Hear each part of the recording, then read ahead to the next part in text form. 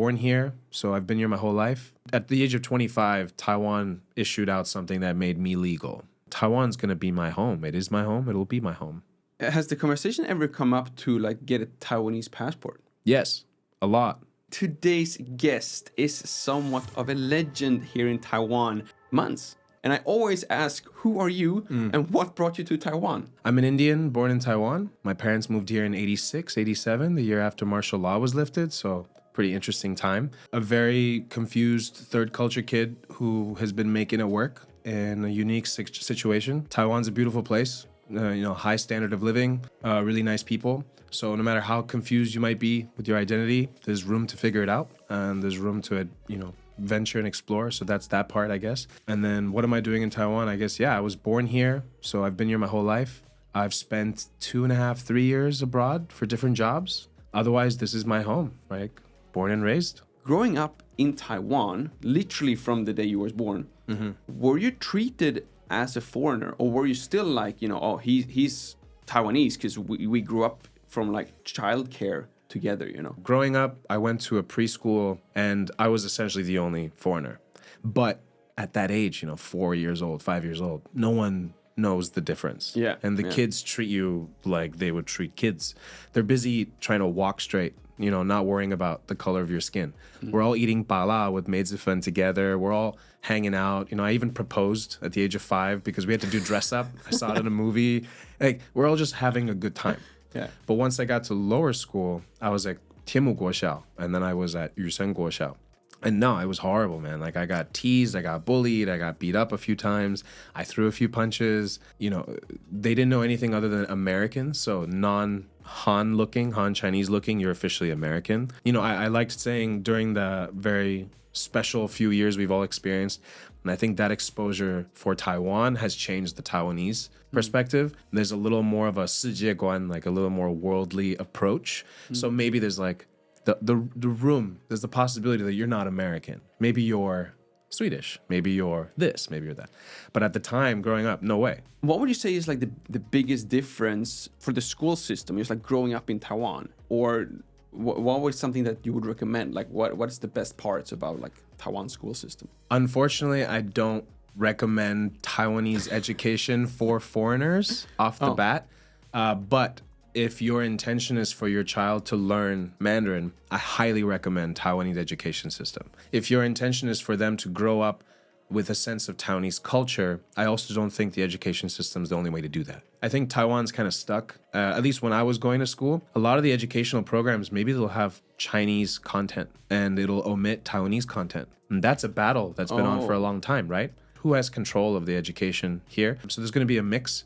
And then there's the idea of being exposed to outside content. In university, it's all American examples for companies and enterprise, and then you're just reciting that in Mandarin on a PowerPoint slide. More often than not, we're learning about what's happening overseas. So again, I feel like there's a lack of content to highlight Taiwan in your education system, whether it's lower, middle, or high school, and then in university. We have so many other resources to learn about Taiwan. I think you could raise your child that way. But as far as the language ability, Taiwan is the spot to learn Mandarin. And you learn it at a young age. And you learn none of this pinging stuff. That's what changes the game.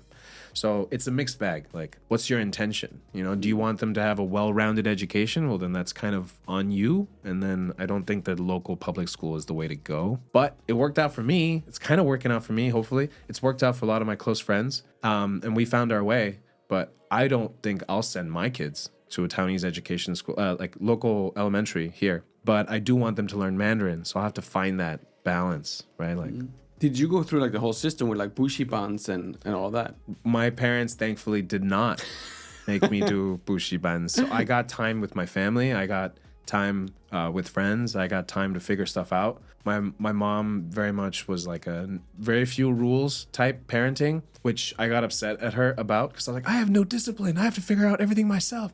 Because you grow up with parents where they're like, if you're not home at 5:01, you're in trouble. Like you saw like your classmates' parents having like rules, and you were jealous of the rules that they had, or what? There were a few moments where I was jealous of the rules. What? And then of course most of the time I'm just like, woohoo. And if you also want to be incredibly happy most of the time, then please do let me share a little bit about the sponsor of today's video, ASKO. As I hope you remember, ASKO is the Swedish company that makes it possible for us to live our Scandinavian lifestyle here in Taiwan. And I think there's no better product to illustrate what I mean by Scandinavian lifestyle than the ASKO dishwasher we have here in the apartment.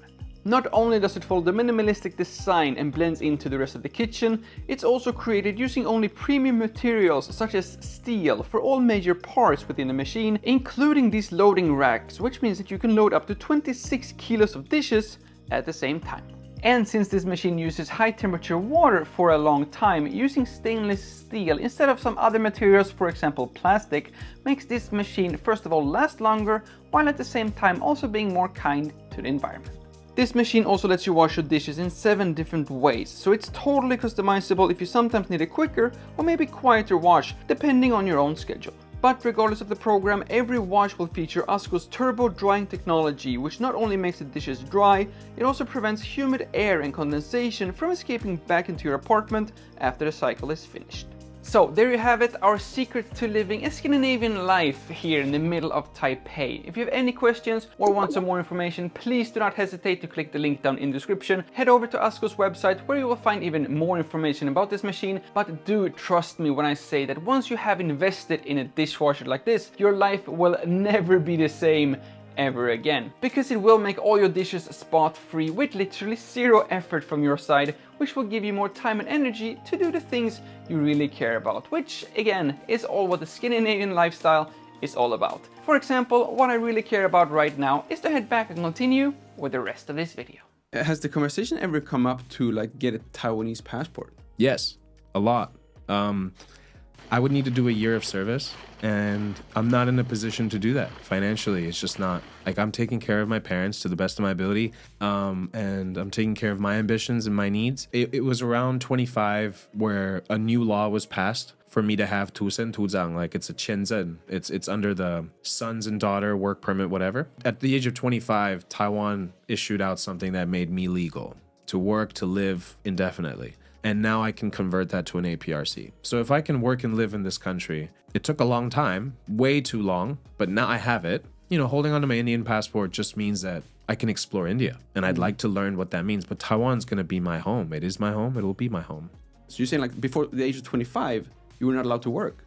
As a child of 2 parents with APRCs, permanent residency cards, I am signed under them to live here legally till I'm 20. After I'm 20, I have to figure it out. And figuring it out means I would ideally get a job. Getting a job means you have to have a work permit. Work permit means you have to be sponsored one by a company. So you're either working for a company large enough or you're teaching English. I didn't have that many companies of that size to work for. I had nothing. I didn't know anything. So I was a student, and I kept my student ID, and then the student enabled me to stay, enabled me to live. And then at 25, a lot of people were looking at the growth of the organization I helped run, Red Room. We were doing like, you know, big scaled stuff. We're working with a lot of partners, a lot of government branches, a lot of companies. We're working with a lot of artists. A couple lawyers were just like, what's your deal? Like, why are you stuck in this position? This is so weird. And within a year or two, they were a part of a series of reforms that led to, I think, a lot of stuff. Like, I think they planted the seeds that grew into gold card, entrepreneurship visa, artist visa, internship visa, all that stuff. But right before all that came out, my thing came out, the 土生土长签证, which means I can work and live indefinitely based on certain conditions and stuff. And you also name dropped the Red Room. Right. And my next question is, what are you actually doing now, and what is still keeping you here in Taiwan after all these years? Right. Yeah. Major question. Food, mainly. Yeah. So Red Room was a nonprofit for several years. And after a year hiatus or a year and a half, it just made sense for the Red Room to have a new home. And it made sense for it to not be banking on government grants and banking on donations. So we opened the Red Room Rendezvous, a meeting point to host Red Room occasions, but to still operate as a business for the first time. So we're a restaurant. It's a vegan restaurant and bar, gallery, and event space. A lot of people seem to get behind it, and we've been supported for this trend, and we're moving in on it, right? And I don't believe in high sodium processed stuff. So we make everything in-house. And right now our chef Ella and her team, they're just working around the clock to make sure things taste good and fresh, because vegetarian food, oh, really oily. Vegan food, flavorless, no protein. All of that that's nonsense. I'm 6'2". I'm pretty heavy as a dude. My mom's vegetarian. I was raised on vegetarian food. I used to eat animal protein. Sure, nothing wrong with it. But the idea that I can't survive without it, not true. So we're not here to prove any points. We don't scream we're vegan. We just try to provide food that happens to be vegan. Good food that happens to be vegan. The food standards of Taiwan in general is like pretty high. It has to be like pretty damn good in order to like even succeed. Yeah. And why would you want to try to open up that industry if you're not even like a chef and you're not the one like who likes doing the cooking? I wanted a home. We wanted a home for the Red Room. And like I said, I don't want government grants. I don't want donations. So how do I do this? Building a business around the concept of a listening space, the concept of multilingual, multicultural gathering space through art, through music, through expression. That's what made sense. So having a restaurant means we feed you, and some of you experience the program and engage and stuff like that. So I never wanted a restaurant. I never wanted a bar. I just wanted a home for the Red Room. And so the grind has been figure out how to pay rent and we can get all the stuff we like. And so far we're around. You say like this, you come and enjoy the food and enjoy the program. Yeah. Like what is the program? How does like a normal week at the Red Room Rendezvous look like? On the third Saturday of every month, we have Stage Time and Wine, which is our, I think, the longest running open mic in Taiwan, bilingual, 14 years, which is pretty cool.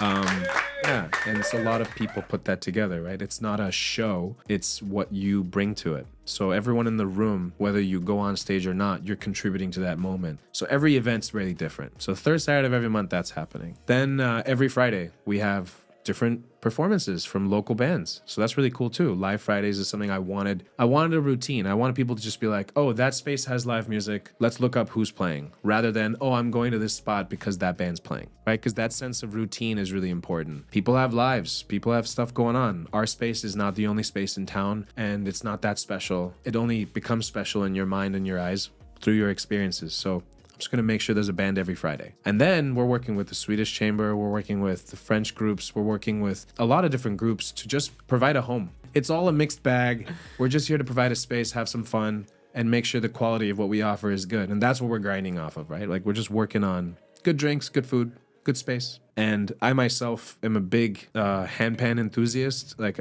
we host the largest gathering every year. We've done 2 so far. It's been awesome. And every quarter I try to host a handpan concert. The program's called Resonance, just to like be a platform to help share a lot of what's going on. But also, of course, I plug myself. Like I'm getting a lot more gigs. I get to play a lot more handpan. So you play yourself? Yeah, I play a lot. Like I was a drummer for 12, 13 years, and I realized, you know, I'm never going to be at that pro level for drumming. I didn't give it enough time. But for handpan, I just, without any tension or resistance, I am on it 3 hours a day. I love it. I love it so much. We work with guqing, we work with drummers, we work with bass players, we work with guitarists. Just handpan plus. Pan pairing is what I'm trying to call it online. Yeah, so I do videos it's like and frying photos. pans in the kitchen and hand pans on stage. Yeah, take a walk and listen to a video of them pan pairing, pans in places, pans in parks. I just took my handpan to Paris, pans in Paris. Something that I ask all the restaurant owners who are here. What is your best recommendation of the menu? What should people order if there's a first time visit or maybe first time even trying like vegan food? Dal, lentil soup. Like I grew up on that. There's such a variety of that provided throughout India. My mom, you know, made sure that was at the core of all of our diet. It's full of protein. It's heartwarming. You know, it's a nice starter to a meal. So I always recommend dal. And for those of you who want to try out this vegan restaurant, but also might want to drag with someone who is not vegan, just recommend the barbecue pulled pork burgers. Is that your? That's my go-to. Yeah. That's your go-to. Yeah, cool. It's so good. They wouldn't even find out that it's like a vegan place, and then you just order a brownie to top it off afterwards. Yeah. I mean, that is my favorite thing. Opening a vegan shop to have people eat it first and then go, wait, what? I can't believe it's vegan. Like we want to run a whole campaign on, I can't believe it's vegan.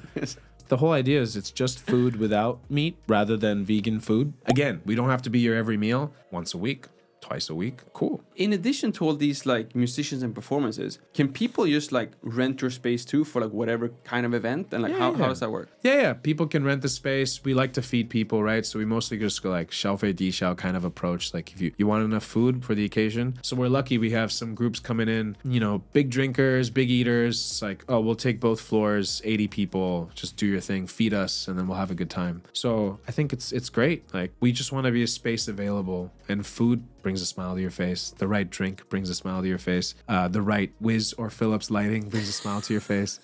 So, that's the game we're on. And yeah, it's so far so good, man. Like, I think just be a part of the mix in Taipei of place to go. We want it to be a home away from home whenever we can. But you're not forcing anything. It's just, yeah. And another good movement to be part of is, of course, to be a subscriber to this channel. So if you haven't already, please subscribe and hit that bell so you get notified when new videos come out. And of course, you have all the links you can possibly need to Red Room Rendezvous. Hopefully there's like a Facebook page and a schedule, and you have everything you need down below. Thank you all so much for watching. My name is Lukas. Starts with L as in like, ends with S as in subscribe. Please do both, and see you all in the next one.